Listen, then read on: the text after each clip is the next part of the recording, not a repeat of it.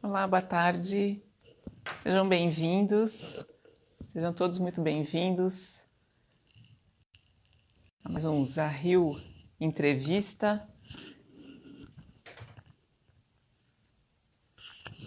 Aguardando um minutinho para vocês irem entrando e a gente vai chamar o Dânio para fazer essa conversa super empolgante aqui conosco. Estamos super entusiasmados porque tem muita história para contar aqui, ele faz parte da história toda da gastronomia brasileira, da enogastronomia, então já vou convidá-lo aqui a participar conosco.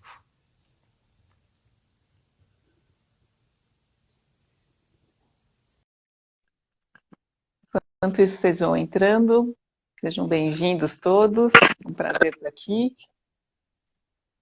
Como é que tá? Olá, Dânio, boa tarde, tudo bom? Tudo ótimo. Estou tentando me Que ajeitar. ótimo. Tá certo. Como é que está o Rio de Janeiro? Não, não deve estar muito diferente, mas enfim, a gente vai tentando levar as coisas. Mas está tudo bem, Sim, graças a sim. Deus. A gente está se defendendo. Estamos aqui todos fazendo a nossa parte, né, de ficar em casa e ver todo esse problema passar o mais rápido possível. E exige esse sacrifício nosso, né, Dani? É nosso dever. Dever cívico. Sem dúvida. Ainda bem que tem, Exatamente. ainda bem que tem vinho, então a gente se defende. É um bom entretenimento, né, Dani? Com certeza.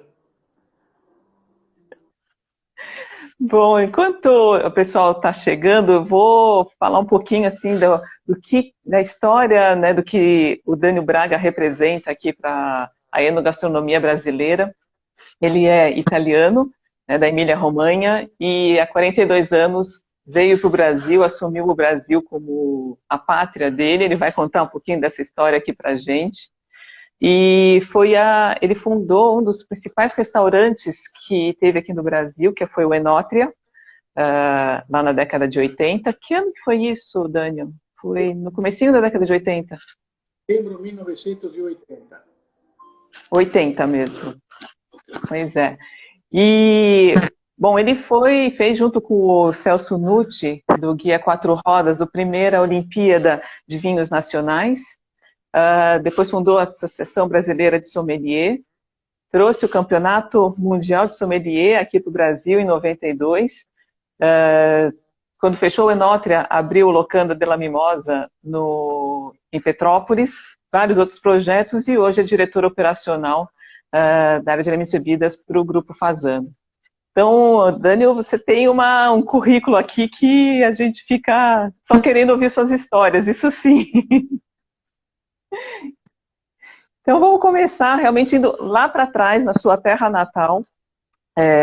A sua família, ela tem uma história muito ligada com a gastronomia, né? Quer dizer, vocês tinham a antiga Osteria dell'Orologio, lá na Emília-Romanha, e, quer dizer, a família desde 1454 tinha essa locanda, só que você, antes de ir para o lado da gastronomia, resolveu estudar sobre vinho.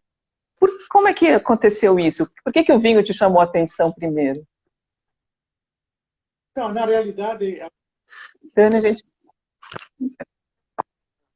a história começa E Dani, a gente está com Está probleminha ouvindo no bem? som.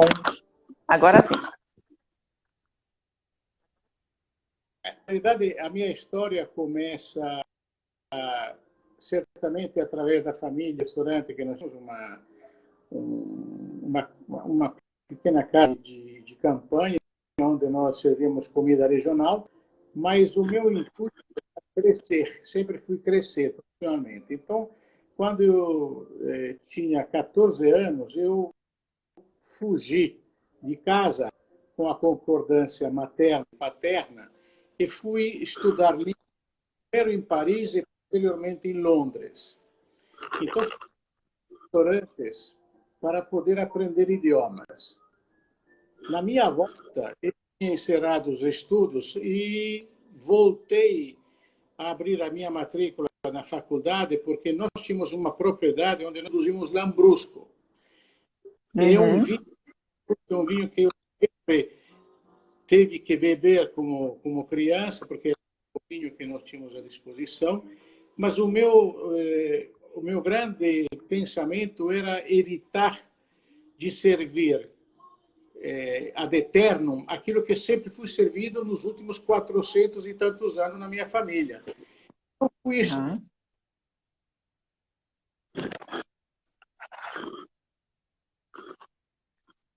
Dani, a gente está com um probleminha no som e na imagem. Não está tendo um probleminha aí na conexão de tentar de novo. Não, não. Vamos refazer a conexão, de repente.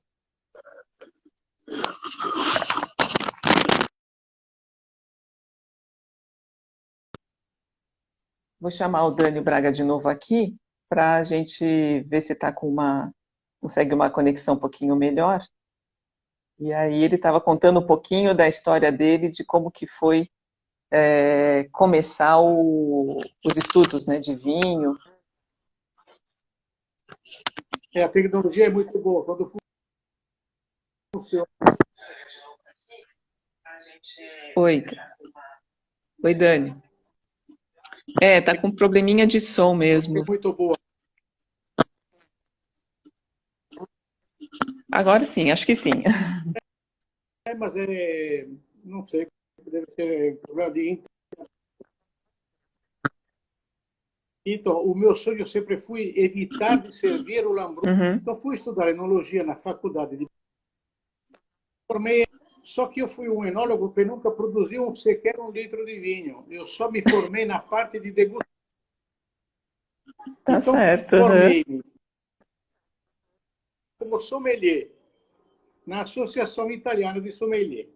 Em 1908, um pouquinho antes para o Brasil, me tornei sommelier profissional na Itália. Aí eu Dani, a gente vai precisar, acho que a gente precisa, de repente, ver porque o som continua dando problema. Tem alguma outra localização? Será que a gente consegue ficar com o som um pouquinho melhor? Porque é mais problema de conexão mesmo. Eu estou ao lado do roteador. Vamos tentar. Não está, estamos sem som, infelizmente. Infelizmente está dando probleminha de som. Você está me ouvindo? Também não? Que é melhor. Você tem um fone de ouvido que tem microfone? De repente assim consegue. Não tem. Se você quiser sair e entrar de novo, a gente vai conversar. Infelizmente tem esses probleminhas aí de tecnologia hoje em dia em que a gente tem que acabar se adequando um pouquinho. Então o Daniel vai tentar sair e entrar de novo para ver se a conexão dele fica melhor. Ele não tem um fone de ouvido com microfone, então infelizmente são aquelas coisas que a gente precisa ir se adequando nesse momento aí que estamos vivendo, né? Então o Daniel estava contando que ele, apesar da família ter realmente esse lado de gastronomia, ele acabou indo para o lado do vinho, né, para poder não servir aquilo que sempre se servia, que eram os lambruscos.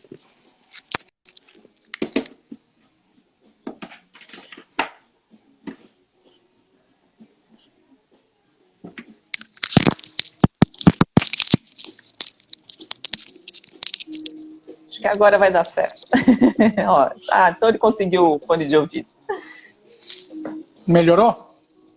Tá ótimo. Agora sim. O quadro não é Tira a aquilo que eu tinha telinha, se for imaginado. possível. O quadro não era aquilo que eu tinha imaginado, mas tudo bem, vamos lá. Melhorou? Tem um verde atrás, tá ótimo. É uma Virar a tela plantinha. dá? Não dá, né? Não, aí se eu Mas vamos botar, em se eu frente. virar a tela, não tenho. Deixa eu tentar. Tentar.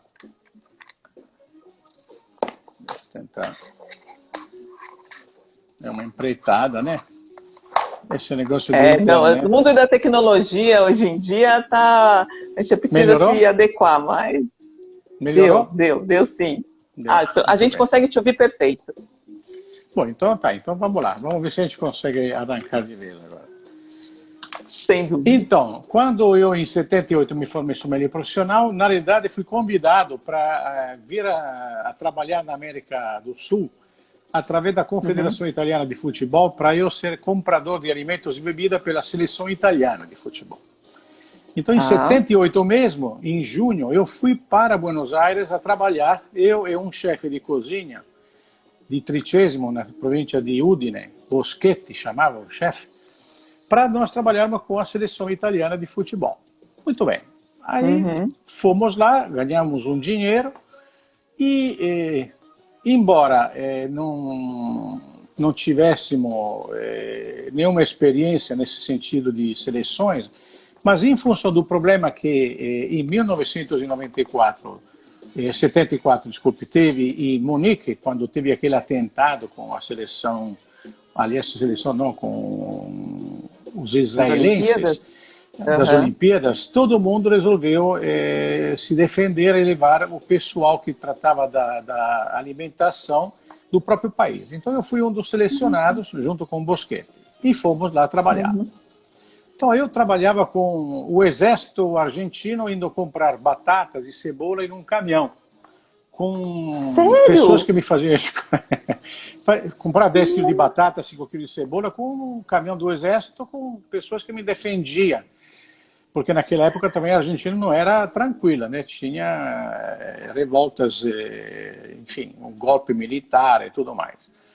Mas quando nós passamos a primeira fase, que fomos classificados para a final, que infelizmente não ganhamos, quem ganhou foi a Argentina depois, o presidente da Confederação Italiana nos disse a mim e ao chefe, se vocês quiserem tirar algum dia de férias, 5 dias, vocês podem tirar, porque nós vamos para Mar del Plata e lá não precisamos de mais nada, porque lá é uma cidadezinha mais tranquila, pequenininha, tudo tranquilo. Aí eu disse, Boschetti, nós temos uma oportunidade única. Se tudo der certo na nossa vida, jamais voltaremos para a América do Sul. Então vamos conhecer o Rio de Janeiro. E lá fomos nós. A conhecer o Rio de Janeiro. Mas eu já, sempre muito irrequieto, na chegada no Rio, fui de noite, né? Nós nos hospedamos no Autumn Palace, na esquina com a rua Constante Ramos, olha só. Lendo o jornal no dia seguinte da nossa chegada, diz, vende-se restaurante em Copacabana. Aonde que era esse restaurante? Na rua Constante Ramos. Lá fui eu. Então o restaurante evidentemente estava fechado e o restaurante se chamava Cabana da Bahia. Cabana da Bahia. E como é que faz para comprar um restaurante? Porque eu estava comprando, eu achava que estava comprando uma licença, porque na Itália você compra uma licença para você poder exercer a tua atividade. Mas como é que faz? Não conheço ninguém, não falo uma palavra de português. Então eu liguei naquela época eu tinha uma conta no Credit Suisse em Zurique, eu liguei para o meu banco lá em Zurique e disse, vocês têm um representante no Rio? Temos, sim senhor. Então me dá o nome do vosso advogado representante do Credit Suisse que eu vou falar com ele. Aí me deram o telefone, o endereço e lá vou eu procurar o advogado que infelizmente faleceu há uma semana atrás, 10 dias atrás, que era Alexander Egler, que fui o representante do Credit Suisse durante 40 anos no mínimo. Antes da minha chegada, eu não sei há quantos anos ele era representante. E lá vou eu, né? Naquela época se usava um número, como até hoje, acho que se usa número na conta corrente na Suíça. Então eu sou o número 23, 17, 29, não me lembro qual era o número, evidentemente. E ele diz, mas o que o senhor quer do senhor Alex? Eu quero falar com ele porque eu quero comprar um restaurante no Rio. um restaurante. E assim, de repente você resolveu realmente que eu queria ficar. Eu estava ganhando $5.000. O restaurante custava 2.000, ainda ganhava 3. Então eu falei, vale a pena levar. Bom negócio. Então foi. Aí ele me colocou um estagiário à disposição, um rapaz muito simpático, que depois tornou-se meu sócio, Leônio Ramos de Carvalho, e com ele fui lá na imobiliária para tratar do assunto. Eu sei lá. Primeira coisa que eles perguntaram, disse, você tem CPF? Disse, não, eu tenho passaporte. Eu falei, sim. Mas naquela época, você tirava o CPF na hora. Você ia num banco, abria a conta e tirava o CPF na hora. Então, tirei o CPF, voltei com o CPF e disse, olha só, eu vou fechar o negócio consigo, mas eu preciso de uma planta baixa do restaurante. Planta baixa do restaurante que vinculei ao pagamento adiantado de 1 ano que eles me obrigaram a pagar para fazer o negócio. Disse, não, tudo bem, eu pago. Mas a planta baixa vocês têm que me dar. Senão eu não vou. Só um minutinho. Me faz um favor. Liga a luz aqui que está muito escuro. Eu acho que estou na penumbra. Obrigada. Melhorou? Um pouquinho, sim. Melhorou. Um pouquinho. Melhorou um pouquinho. Só parece que estava no inferno. Não, e vai escurecer ainda, então tá melhor. E aí nós fomos andando. Deixa eu mais uma luz aqui para ver se me ilumino. Boa. Para ver. Boa, né? Bom, agora o meu recurso esgotou.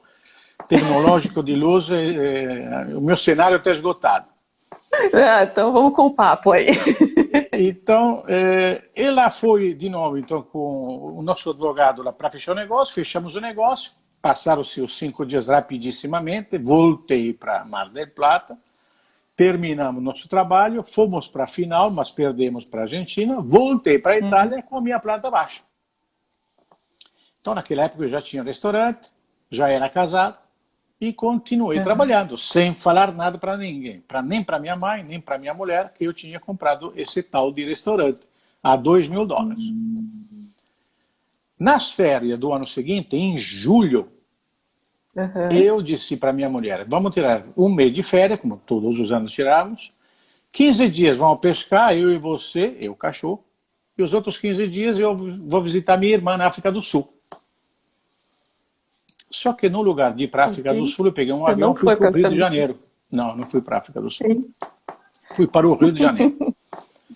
E aí contratei uma empresa para começar as obras do restaurante. E lá fui eu. Isto já em 1979, julho. O restaurante inaugura em setembro de 1980. Um restaurante de 78 metros quadrados. Um ano e 2 meses. 40. Quantos assentos? 40. Ou seja, fui roubado da esquerda para a direita, de cima para baixo, de trás para frente, aconteceu de tudo. Quase quebrei porque o dinheiro não estava dando. Sim. Eu me lembro que gastei mas quando você $150 mil para fazer o restaurante. Claro que não tinha, né? Sim, peguei emprestado. Não tinha. Peguei emprestado, inauguramos o restaurante, eu com as minhas ideias de sabedoria disse, bom, agora vamos fazer um restaurante diferente. Só atendo as pessoas com reservas. Não vendo cerveja e só vendo vinho. Isso mesmo. Muito bem. Naquela época ninguém fazia reserva e ninguém tomava vinho. Então, na década de 80, exatamente, quer dizer, como é que, primeiro, você já está contando um monte de desafio aqui, e a coisa do vinho, então, que você focou só em vinhos italianos, ou aí você, nessa época não tinha importação para o Brasil, né? Aí eu montei uma estratégia, A estratégia era que todas as pessoas que entravam no restaurante recebiam de graça uma taça de espumante. O espumante era Cesare, era um espumante da Emília-Romanha, que era a minha região. Então, uma vez que você tomava uma taça de espumante, dificilmente você teria uma opção de você ir para o whisky ou para a cerveja. Eu já tinha uma carta de vinho. Quem foi o meu primeiro fornecedor foi Alfredo Srur, da Franco-Suíça, que foi o único que me deu crédito. porque naquela época também a inflação era algo de louco, né? Aí eu, Sim, quando sim, fui a sem São dúvida. Paulo para pedir crédito, eu disse, mas como é que você quer me pagar que eu não te conheço? Eu pago 30, 60 e 90. Disse, como é que é? Como 30, 60 e 90? Se nós temos uma inflação de 60% ao mês, como é que você vai me pagar 30, 60, 90? Olha, eu posso fazer isso. Se não puder fazer assim, não tenho como comprar. Não tenho dinheiro, Uhum, mas eu vou lhe pagar. uhum, uhum. E o outro doido também acreditou. Então, o Alfredo foi a pessoa que foi o meu salvador no começo da história, porque me deu crédito.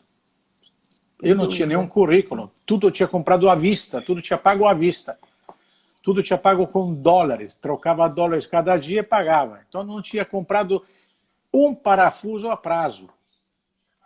Então não tinha histórico. Não. E Não, e assim aí o foi. Enótria se transformou realmente, até hoje é considerado o melhor restaurante que já teve no Brasil, um dos mais, na época do Guia Quatro Rodas, né, que É, mas o Guia Quatro Rodas era assim tanto quanto um Michelin hoje, quer dizer, era o nosso Michelin, com certeza, né? era, né? E Então, o Enótria foi realmente um marco na gastronomia, e aí eu queria que você fizesse para a gente assim, uma análise do Enótria para hoje, quer dizer, passaram esses 30, 40 anos, como que você vê a evolução da gastronomia brasileira? olha, eu diria Não só que da... naquela época nós tínhamos algumas dificuldades que hoje em dia não tem mais, né? Não tínhamos produtos importados. Eu me lembro que fazia Uhum, contrabando de espaguete, de azeite, de pelate, né? Na minha mala vinha isto, né?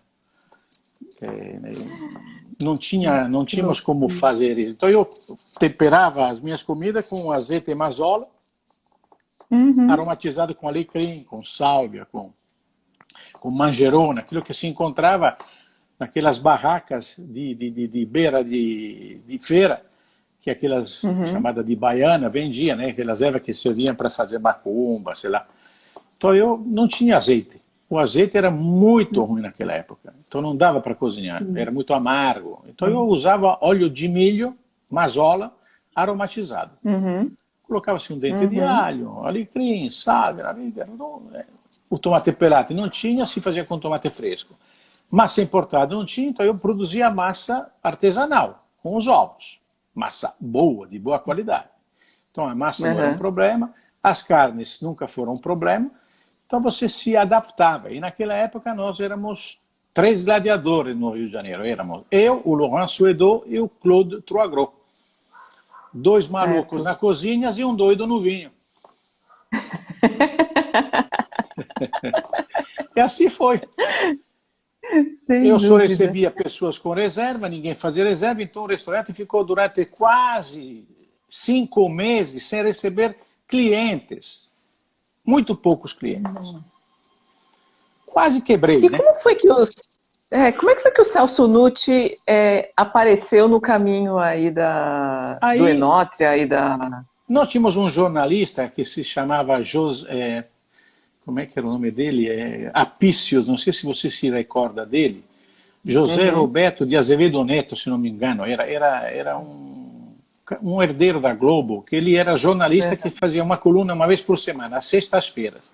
E ele era muito uhum. temido, porque era um jornalista que chegava no restaurante e fazia uma crônica que poderia ou salvar ou destruir o restaurante. Um belo dia apareceu lá, eu não sabia quem era, evidentemente, não conhecia ninguém. Uhum. E ele Sim. fez uma crônica, que até hoje eu tenho isto, maravilhosa, e que falou muitíssimo bem do restaurante. E a partir do sábado, o dia seguinte que saiu, Dani, pelo amor de Deus, nesse momento assim de emoção, a conexão ficou ruim. Se entramos aqui nas cenas do próximo capítulo, do Dani contando aí da crônica que saiu sobre o Enótria e ver como é que foi o grande desfecho dessa crônica, né? Mas vamos em frente aqui, conectando com o Dani para ele continuar essa história aí especial conosco. olha só, não sei se você Então, escutou, né? Dani, Para eu usar o auricular, não posso carregar o telefone. É. É. Então, vamos intercalando aí.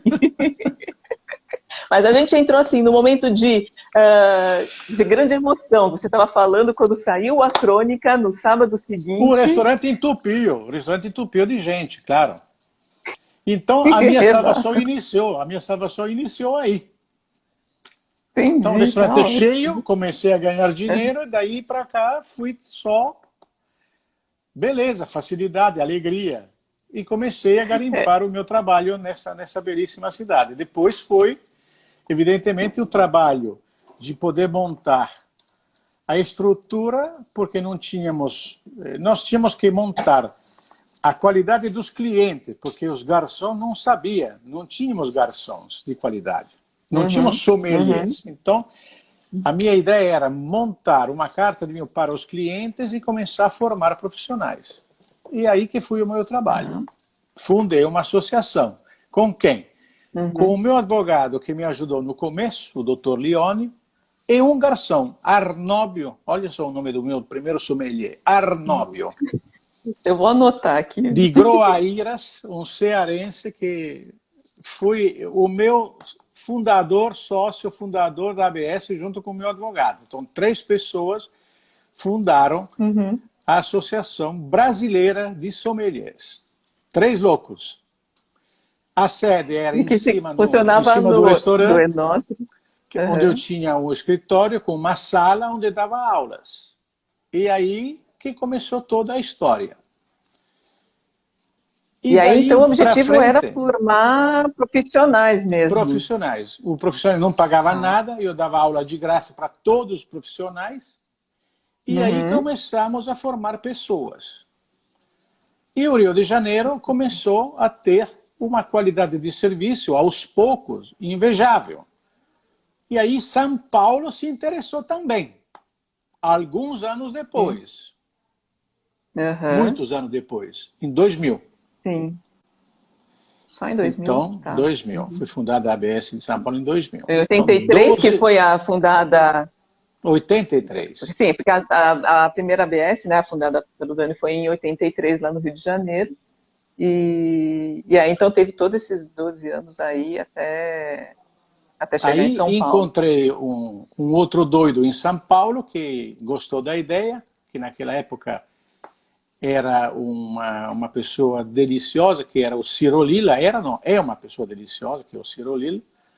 Então, nós fomos fazer uma reunião no restaurante Máximo, na Alameda Santos, e ele me apresentou um bando de malucos, todos eles médicos, que até hoje estão conosco, na ABS de São Paulo, e alguns deles na ABS Brasil.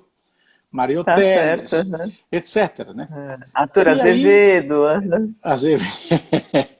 O Borges, tudo mais. Enfim, aí esse bando de malucos levamos adiante essa associação que há 27 anos pertence à Associação Internacional de Sommelier, que é a ASE. E agora o vinho é o coqueluche. Com certeza. Cá estamos. Dani, eu vou dar uma pausinha aqui nessa conversa gostosa e vou te convidar para dar um brindezinho aqui com o vinho que, claro, só podia ser da sua terra, né? É um vinho italiano. Agora vou ter que parar para abrir, porque você já abriu, né? Vai ter que abrir? Não, vou pedir para minha mulher abrir o vinho, então. Vou pedir eu corri na frente. Abrir. A minha assistente então, quando ela abre, a gente continua a conversa. Vamos continuar. Vamos ver se ela consegue, né? Ela sempre consegue. Para beber não tem jeito, as pessoas conseguem abrir de qualquer jeito. Agora, é uma surpresa, né? É uma surpresa esse vinho, porque me foi entregue ontem, né? Está devidamente descansado, e escolheram um vinho da minha terra, né? Pois é, eu vou mostrar aqui. Belíssima Toscana. Mostra a garrafa para ele, porque a minha garrafa está remota. Pode Scalette, Chianti Clássico, e é um vinho que está com a safra 2011, né, Dânio? É um vinho que deve estar teoricamente maduro, né? Sim, sim. Ele é 100% Sangiovese e é um vinho do Vittorio Fiori, que é um grande consultor e enólogo da Toscana. Né? E, enfim, quando pegar a sua tacinha, a gente comenta um pouquinho Agora, você sobre foi mais esse vinho. esperta do que eu, tá vendo? Você já tinha aberto o vinho, né? Você já bebeu, inclusive. É? Eu já dei uma picadinha aqui primeiro. E como é que você achou ele? Bom, a minha safra não é a 11, a meu eu tô com 13, tá? Ele é um vinho que realmente ele já está mais maduro, então ele tem ainda um pouquinho daquela questão da cereja, aquela cereja meio amarga, mas umas notas de chocolate, o tanino está Pega o já copo bem também, por integrado. favor. Isso. Agora está chegando o vinho para mim. Vou mostrar também a minha garrafinha. Cadê? Agora, tem... Pode escrever. Dá para ver, não? Tá, deu para ver isso aí. Agora, deixa eu ver que Quer dizer, é 2011. O meu, teoricamente, é melhor que o teu, pela safra você saiu ganhando aí. A não ser que o Antônio tenha me sacaneado, né? Não, ele não ia fazer isso. É? Então cá está. Ó, um brinde. Obrigada realmente por estar aqui contando tudo isso aqui pra gente. Olha, Como é que tá o perfume seu? é delicioso, né? De uma intensidade única, né? Ímpar, né? Uhum. Uma belíssima cor de um rubi com uma unha bem granada, de uma limpidez muito boa, uma transparência excelente, né? Isso que é um grande sinal de qualidade no meu entender. Eu gosto de vinhos elegantes, não gosto de vinhos poderosos, potentes. Acho que a transparência é um sinal de e o corpo é um sinal de falta de transparência. Tem quem gosta de Bud Spencer e tem quem gosta do Alberto Mastroianni. Eu prefiro Mastroianni, entendeu? Mais romântico, enfim.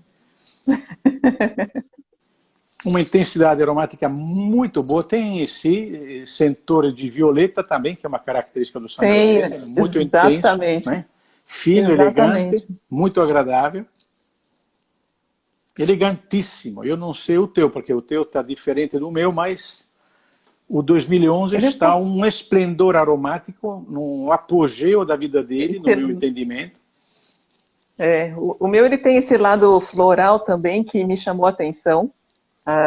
Agora já aparece um pequeno terroso aqui que está... depois começa a aparecer também um champignonzinho, um couro, uma sela de cavalo suadinha, né? Aos pouquinhos ele aparece, vive, né?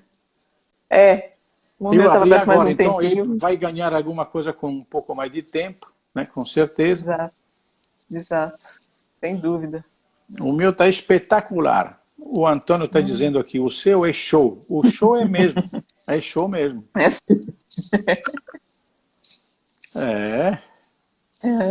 Que bom. Então vamos embalando aqui. Vamos ver o equilíbrio. Vamos ver o seu equilíbrio aqui, como é que está.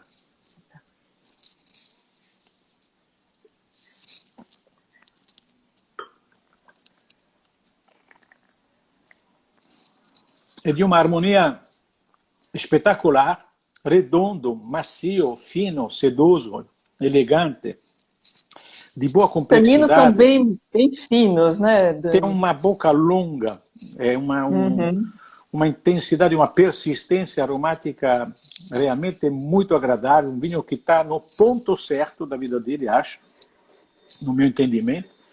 É um vinho extremamente agradável, um vinho gastronômico, um vinho feito para poder degustar com iguarias. Sugeriria com um vinho como este, certamente alguma coisa de caça, né? Os toscanos gostam muito de javali, algum ensopado. Javali, né? Eu acho que é um vinho que, pela complexidade que ele tem, suportaria muito bem um porco selvagem, uma lebre. Artigo de caça, né? Uma carne de caça que eu acho que uma carne estufada, né? Abafada, grandes cocções, com uma boa untuosidade. Lentamente, né? Para dar aquela carnes guisadas, né? guisadas. Muito agradável. Tem ainda um frescor de boca muito claro, ou seja, ele está no apogeu, mas não quer dizer que ele vai morrer tão cedo. Acho que ele pode conviver com com esse equilíbrio por mais alguns anos. Um vinho absolutamente pronto. Gostaria até de poder ter tido tempo de ver o preço, não vi o preço no catálogo que me foi entregue, que aliás é um catálogo lindíssimo. É mais uma Obrigada. bíblia do que um catálogo, né? Esse catálogo dá trabalho, mas olha, dá trabalho, depois né? dá um orgulho também. É lindo. A cor do vinho, né? A cor Exatamente. do vinho, lindíssimo. Sem dúvida. Dânio, vamos continuar agora com a sua história aqui. Você estava falando então sobre a ABS e entrou na questão da Associação de la Sommellerie Internacional. Quer dizer, a ABS se ficou muito próxima, e você principalmente, né? Chegou a ser até membro do comitê técnico, jurado nos concursos. Como você vê a diferença de escolas desse mundo do sommelier? Existe a linha da ASE, tem a linha do Court of Master Sommelier.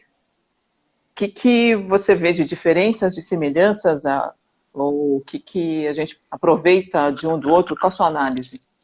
A minha análise continua sempre a mesma. As várias entidades, W7, Court of Master Sommelier, são todas associações que convivem entre si. Agora, o trabalho que nós fazemos dentro do espírito da Associação de Sommeliers filiada à ASE é um trabalho técnico de serviço, coisa que nem Court of Master Sommelier, nem quanto menos a W7, elas são inclinadas ou focadas no serviço de vinho, de profissionais. Elas são focadas na degustação dos vinhos. Então, a degustação é um dos itens do profissional. Na realidade, a gestão da adega, o trabalho gestional de uma cava, de um restaurante, o trabalho do serviço, o trabalho do salão, a elegância do serviço, a gestão do estoque do restaurante e a degustação que você vai ter que entender, a harmonização com o vinho, faz parte tudo isso do trabalho de um sommelier. Então, no meu entendimento, a Associação da Sommellerie Internacional, ela tem o propósito de criar um profissional mais completo, não somente focado na degustação de vinho. Eu adoro Master Sommelier, Court of Master Sommelier, mas eu acho que não é a única coisa saber beber. A única coisa saber beber é ótima, é uma beleza, mas não é completa para um restaurante.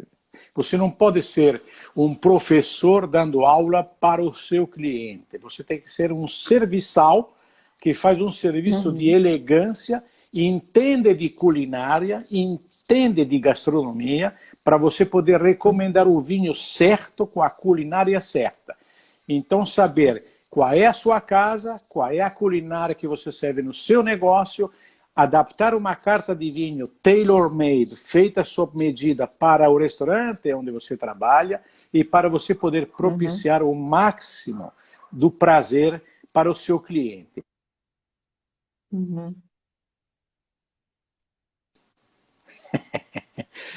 Acho que agora quem vai encerrar a reunião sou eu. Agora eu vou voltar a falar. Coloca o carregador agora. Coloca o carregador agora. Porque só tem uma entrada, meu bem. Ela não estava ouvindo. A nossa querida jornalista não estava ouvindo direito. Agora eu vou ter que tentar fazer. Estou aí. Vamos lá.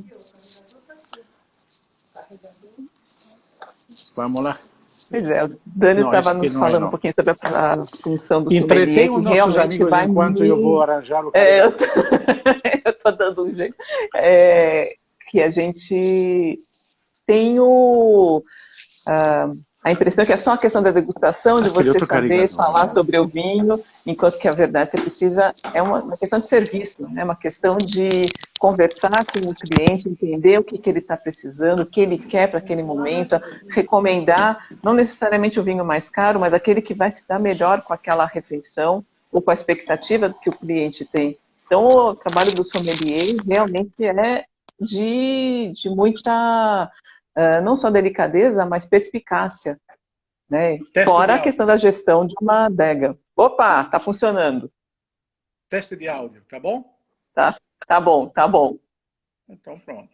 Agora podemos. Agora Vamos é lá. infinita. A nossa conversa é infinita. Não, não, não, você tem muito para nos contar ainda. Então, isso aí me leva para a questão dos concursos, né, Dani, que são super reconhecidos por outros países. Claro que o Brasil sempre tem representante lá, só que o refinamento e a qualidade dos sommeliers que a gente tem encontrado nos últimos campeonatos só está subindo, né? O negócio é o seguinte: hoje em dia você tem uma dificuldade de preparo enorme. A complexidade dos exames é absolutamente grande. Agora, o que nós fazemos a nível Brasil? Em primeiro lugar, seja regionalmente que nacionalmente, estamos preparando os nossos candidatos para que eles tenham exatamente o mesmo critério de preparo que os outros candidatos de outros países europeus e não europeus, que hoje em dia você vê que nos últimos anos não é França, não é a Itália, não são esses países papais em termos de sommelier que estão levando o troféu, né? São O último foi a Alemanha, né? poloneses, são alemães, são noruegueses, são suecos. Então, o mundo hoje está de fato globalizado. Então, o preparo, a seriedade do preparo é algo importantíssimo. Para você poder se dedicar a um concurso mundial, você tem que se preparar durante anos para esse concurso. Não é uma coisa que eu digo, agora eu vou fazer o concurso. Eu vou lá, vou responder 10 perguntas e 50 perguntas, 60 perguntas e está resolvido. Não, não é bem assim, não. Hoje, o mundo é grande, a velocidade de mudanças na enologia é absurdamente grande, ampla e veloz. O nível de informações que você tem que gravar é muito, muito complexo. Então, cada ano, ou a cada triênio, diria melhor, é muito mais difícil você ganhar concurso. Se eu tivesse que lembrar o primeiro melhor sommelier do mundo que ganhou, em 1900, agora me foge a data certa, mas eu me lembro que foi um italiano que ganhou, e o Sattanino, Piero Sattanino, que em 1978 se laureou o segundo melhor sommelier do mundo, depois do primeiro que ganhou na Bélgica, hoje em dia não chegaria nem nas finais, eu acredito. Então, o preparo, a diferença do preparo hoje é muito mais complexa. E é muito detalhe, né? Quer dizer, vai naquilo que é o diferencial, não aquilo que é o comum, né? Não nas só, provas. né? Hoje você tem países bilíngues, né? Você vê o caso da Suíça. A Suíça é quadrilíngue, né? Sim, sim, é. Uhum. O Canadá é bilíngue. A Inglaterra tem sommeliers franceses que trabalham lá. Então, qual é o critério? Você não pode fazer uma prova na sua língua materna. Aí eu te pergunto, o brasileiro nasceu aonde? No Brasil, né? Então não pode fazer a prova em português. Quantos garçons você conhece fluentes em francês, em inglês ou espanhol? Que são as 3 línguas que você pode usar em um concurso. Muito poucos. Já limita muito. Muito poucos. Os nossos garçons têm conhecimento de idioma porque... Infelizmente. Então, o Uma questão nosso cultural, né? Nós já tivemos um concorrente que já se classificou durante 2 ou 3 vezes para as finais ou as semifinais. Acontece que quando chega nas semifinais, depois você vai batendo com pessoas de um conhecimento, de uma capacitação enorme. Os japoneses, eles estudam por 3 anos, viajam durante 2, 3 anos, visitando vinícola, degustando milhares e milhares de vinhos, pagos pelos patrões que empregam eles, sejam eles hotéis, sejam eles restaurantes, sejam instituições. Então, nós estamos anos-luz de distância disso. A nossa indústria vinícola, infelizmente, nós não apoia, não paga nenhum dinheiro para as associações regionais para podermos sequer ter vinho de graça para formar os garçons, os futuros aprendizes sommeliers. Aí fica difícil. Mas nós lutamos bravamente. A gente acha Sem que dúvida. estamos lá, estamos nos melhores, né? No continente americano, nós chegamos lá. Agora, chegamos lá, no papel, mas não levamos o caneco. Mas o caminho que começou lá em 83, estamos indo atrás, né? E de todos esses campeonatos que você viu e participou e julgou, quem foi o sommelier que mais se destacou para você? Qual que foi aquele que falou, esse foi o melhor que você viu atuando? Eu acho que o sommelier tem que ter todas as grandes qualidades e virtudes profissionais. Agora, ele tem que ter uma coisa chamada de elegância, ele tem que ter um desempenho de salão de elegância. Então, eu acho que, dentro daquilo que eu vi, agora vai me fugir o nome, mas não vai me fugir, não. É um italiano. O que eu mais acho que me impressionou foi o Enrico Bernardo, que foi, se não me engano, campeão do mundo ou na Grécia. Na Grécia, sim, fui na Grécia. Enrico Bernardo, ele tinha um restaurante em Paris chamado Il Vino. Não sei se você teve a chance de conhecer esse restaurante. Ele foi o único restaurante que você escolhia primeiro o vinho para depois comer a comida. Ou seja, ele inverteu o processo do restaurante. Não é fazer um cardápio para escolher o vinho. Você escolhe o vinho que eu faço a comida para você. Tem que ter uma capacidade profissional enorme para isso. Tem que ter uma equipe, tem que ter um conhecimento, tem que ter um staff muito bem preparado. Então, para mim, Enrico Bernardo foi o campeão dos campeões de sommeliers. É claro que se você comparar com... mas ele é impressionante. Sempre fui muito impressionante, me impressionou muito. E, para mim, além de ser um grande e querido amigo, respeito muito ele profissionalmente. Eu acho que ele veio para marcar uma história. Legal, que legal. Bom, teve uma pergunta aqui que eu também tinha colocado. Agora, saindo um pouquinho do mundo do vinho, voltando para a gastronomia, sua história de começo já foi no meio de uma crise aí, um monte de situações para você conseguir colocar o seu restaurante. Claro que da década de 80 até hoje passaram por muitas outras, tanto crises no Brasil como crises fora, e hoje a gente está numa situação realmente inusitada mundial, né?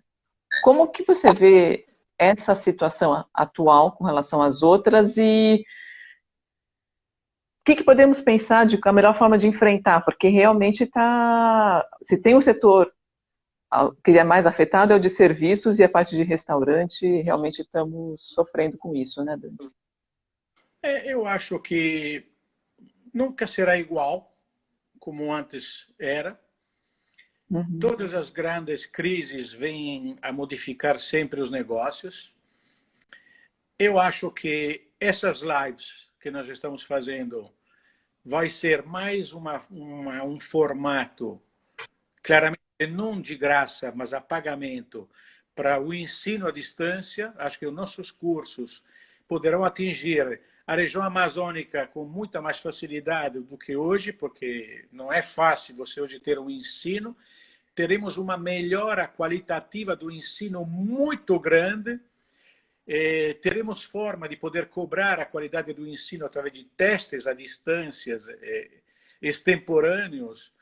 Uhum. muito bem dirigidos. Então, isto facilitará o conhecimento e descobrir talentos que não descobriríamos facilmente por falta de associações regionalizadas onde não tinha uma associação existente. Então, o cara que mora lá em Periquito, que quer fazer um curso de vinho como sommelier, ele vai poder fazer.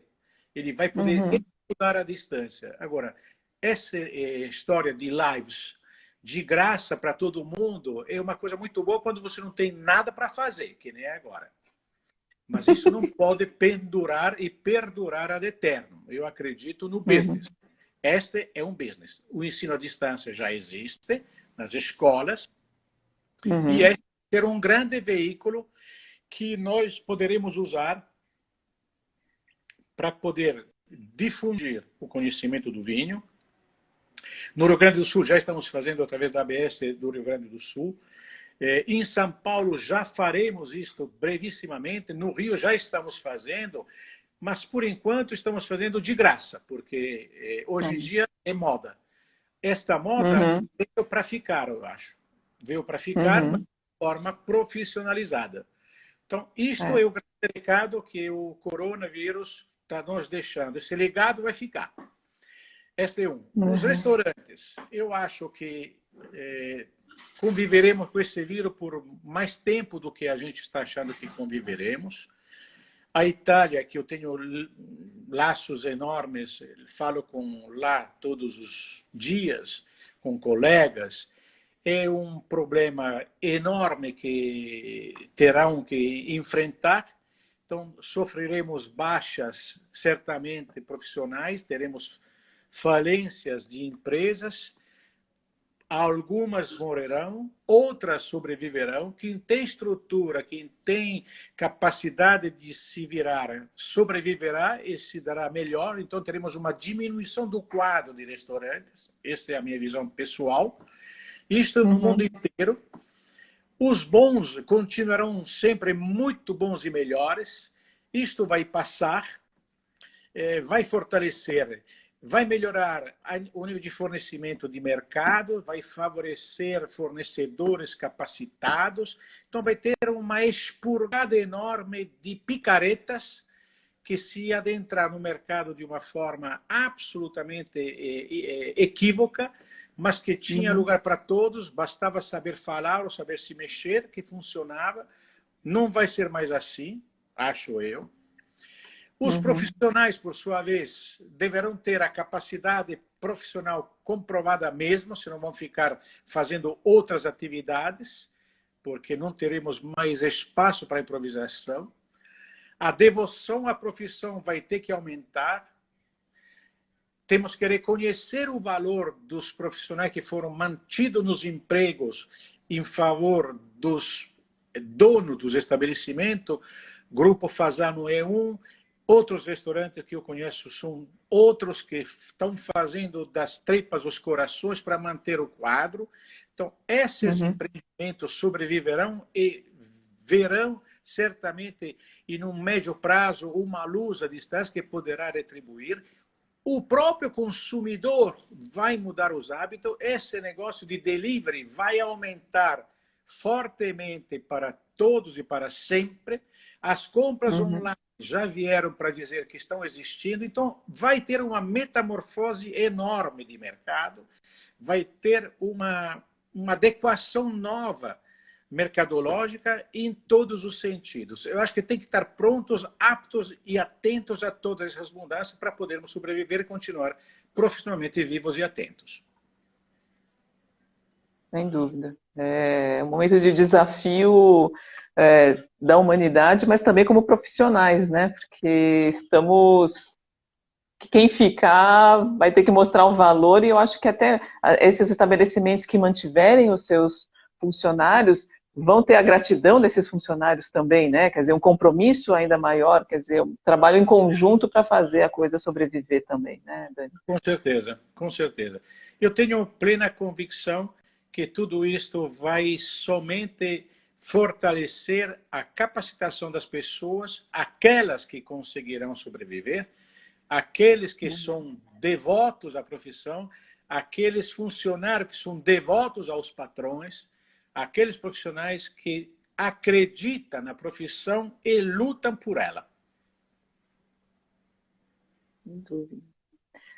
Bom, Dani, estamos aqui no... Infelizmente o tempo passou rápido aqui, tem tanta coisa que a gente conversou e ainda gostaria de conversar. Tem comentários aqui da época do Enótria, de pessoas que frequentavam, te mandando abraços, falando aqui sobre a formação de sommeliers e formação de garçons, que a princípio, eu não sei, eu não tenho conhecimento se existe profissionalização da parte de garçons, mas pelo menos a parte de sommeliers a gente sabe que tem escolas, a ABS que faz isso. Só queria te deixar uma última questão aqui. Desconsiderando o coronavírus, que entrou agora e perturbou um pouquinho nosso caminho, o que te motiva hoje no mundo do vinho? O que faz você?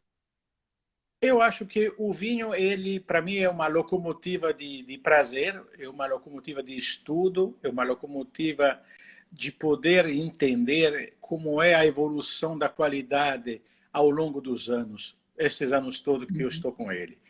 Eu vejo com muito prazer e muito apreço o trabalho inequívoco do homem e do solo, da terra. Hoje em dia, os resultados somente aparecem se você trata o solo, trata a matéria-prima, a uva, com o carinho que você trataria o seu filho.